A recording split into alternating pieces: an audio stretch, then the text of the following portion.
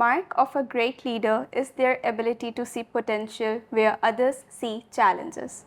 Joining us today is Mr. Bani Haddad, founder and managing director of Aleph Hospitality, who has turned this vision into a reality. Thank you so much for welcoming us here in your beautiful office. Great having you. Thank you for having me on your show. It's a pleasure to listen to you and get your amazing insights to the audience. Thank you.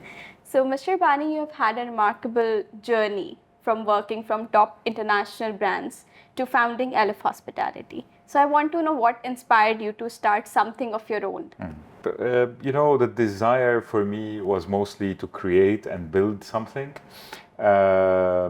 create an impact, but also build an organization. That's really the deep desire and motivation behind creating and starting Aleph Hospitality. Some people aspire to have a great career in organizations. Some other aspire to work in NGOs, charity. My motivation, deep motivation, was really to create an organization, create something. And with my years of experience, as you said, with various hotel groups, the idea of having my own hotel management company started making its way slowly. So, as a very top hotelier and a visionary leader, what is foster innovation with you? Like how you foster innovation in your company now? Listen, there are two things that are very important for me. One is, how do we let people do what they know to do best, right? So, first of all, I like to think that I recruit people who know more than I do in their specific field, and that is very important. And once you do this, if you don't let them do the job and give them the freedom and the empowerment, then there's no way they can be creative. But that is not enough by itself. So you need to set a goal, a vision. You need to give a direction for people to outperform themselves and become creative. So a lot of empowerment. It's very important for me. It was very important for me to create this environment where people feel that they're coming to a very relaxed and comfortable place to work. I don't want anyone to wake up in the morning and feel that, I have to go to work. It's definitely not the environment, the culture that we have built here at Aleph Hospitality. And this has a direct impact on what people can achieve, how they think, how their mind starts functioning to be able to deliver results, to be able to come with new ideas. So this is one aspect which is important related to the culture of work. The other aspect which is important is what we have done at Aleph Hospitality is the creation of the Aleph Innovation Lab, whereby we invite some startups to come and work here. And of course, the idea behind the Aleph Innovation Lab is multiple. One of them is to give the opportunity for others, but also, even for myself, having young people here working on their ideas drives me, gives me ideas as well, but also pushes the team and everyone, to think not only on the day-to-day job that they have to do, but also because we involve everyone in the team, because we support these young startups. So everyone is kind of pushed beyond what they do day to day. So that, again, enhances the creativity and fosters.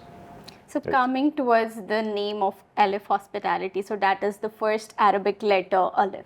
So I want to know what made you into that decision that this is what you want to name your company. So we were the first company to introduce the third-party management or the independent hotel management in the region in a professional, properly set up way. So it was a point where things changed, right? And Aleph is, you clearly read the story a little bit. So Aleph is the first letter of the Arabic alphabet, but actually, if you go 4,000 years before, it is the first letter invented by the Phoenician people, which basically developed to become, the Greek, Roman alphabet, Arabic alphabet. So Aleph became Alpha, Alpha became A, right? So this basically changed the way we all communicate today. And so it was a small idea that, you know, I had to say, okay, we're changing something in the hotel industry, how the hotel industry functions in this part of the world. Listen, I don't have, or at Aleph, we're not pretending that we're reinventing the wheel. It is a concept that exists. It's a proven concept that exists in the US, in Europe. It wasn't present in the Middle East and Africa. As you just mentioned about independent hotel management model, so that is introduced by Aleph Hospitality. So I want to know how this has revolutionized the industry, like hospitality industry in Middle East and Africa region. So traditionally, when the large hotel groups came to the region 35, 40 years ago, such as Intercontinental, Hilton, Sheraton, they were all managing the hotels. These brands were managing the hotels themselves, which is perfectly fine, nothing wrong with that. When we started in 2015, you know, we said, okay, from now on, we would like you to just give us the franchise in the similar way you do in the US and Europe and other parts of the world, and we will run the day-to-day business. It took us a few years to convince the brands that we have a setup here in the region strong enough to take care of their brands. But it also took us a few years to give the comfort for hotel investors and owners to trust us with their hotel assets. Now, since we've started this, we've done a lot of educational initiatives, whether it's through conferences, whether it's through press articles, whether through its meetings, presentations. And as this model was picking up and people were more and more comfortable, whether it's the brands, the hotel brands, or the hotel investors, we started seeing that, hey, we're not the only people anymore doing this. So very large American, European groups started entering the market as well. And, you know, I'm pleased to say, you know, some of the brands whereby their portfolio was 80-90% managed directly by themselves. Today, the situation has completely changed. They're at about 60% franchised and only 40% managed directly by them. And hotel owners have also become increasingly aware of this model. And the first thing they say, no, I don't want the brand to manage. I want someone else to manage. So, you know, what else do you want? I'm very happy that we contributed because the benefits of this, it's benefiting actually everyone. It's a triple win situation. It's just not just a win-win situation. It's a triple win situation. The investor, has a clear benefit for his profits in terms of a higher bottom line. The brands have the opportunity to have more flags and grow their footprint faster because we bring them opportunities as much as they do, and of course the third winner is us because we're growing as well. That's a very huge impact. Yeah. So coming towards the concept of luxury. So luxury is something that you cannot keep it aside when you're talking about hospitality. So I want to know two things: that how does Aleph Hospitality thinks about luxury, and how, in your opinion, is true luxury in hospitality? Sure. So we have just started in the luxury segment. In Dubai, we have opened one property, and we have taken over 2 luxury properties in Morocco as well. I'm giving you a scoop, by the way, here. So this is a new division that we have started building within Aleph Hospitality, this luxury segment, because handling or operating luxury hotels is very different from operating a 4-star hotel or even just a regular 5-star hotel. You need to have a different mindset, and the different mindset starts obviously with recruiting the right people, having the right training programs, but also attending to the guest, and this is the core of it. How do you attend to the guest needs and requirements? Okay, not just when they arrive to the hotel, but way before, And way before means, how do we design the hotels? What kind of facilities are we providing them? What kind of programs are we crafting for them?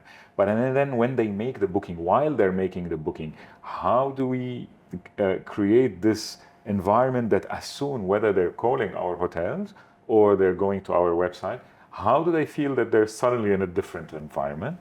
And then once they make their booking, how do we start interacting with them to ensure that they feel that they are very special, that we're taking all their requirements, all their anticipations into consideration, so when they arrive, we are really addressing those and hopefully exceeding what they're anticipating. So that's a completely different luxury for us, is now a completely different mindset. We have started building an independent or a separate division for this. Still very small at this stage, but that's how we're seeing it being handled independently. So with the pipeline of 50 hotels by the year 2027, what are the major factors that are taking you towards that goal? It's primarily the changes in the market, the demands, whether it's from as I mentioned, whether it's from the hotel owners who have been, now exposed to this different model and different possibility of saying, okay, well, my asset can be managed differently, while still having the brand, and I can make more money. I can have more say in what's going on the day-to-day basis, and I have more flexibility. There's nothing more reassuring for someone who has invested dozens of millions in a hotel, sometimes hundreds of millions in a hotel. And if there's something that is going on, picking up the phone and talking to a decision maker in the organization who's managing his asset. We don't have multiple layers. He can call me, he can call my business partner, he can call our CEO, and these are the decision makers who will make the change immediately. So the awareness among the investment community, the hotel investment community, has grown. This is a number one, I think, driver for our growth. The second driver is obviously the international hotel brands, who are now much more comfortable to franchise their brands in the region in the same way they do it in the US, in Europe. So they are actually much more comfortable, and they are sending us opportunities as well, saying, hey, you know what, we have someone who wants a brand, why don't you manage it? We'll just give you the franchise. So that's the second. And the third one is, we are great people. What can I say? That's true. Okay. I can assure that. So if we are looking a little far into the future, so what legacy do you want to leave for Aleph Hospitality? Well, listen, I hope that we will continue to build a great organization where people really feel that they're not really waking up and come to work with For me, I have a couple of concepts that I really hate. One of them is the home away from home concept when it comes to the hotel industry. I really don't like this.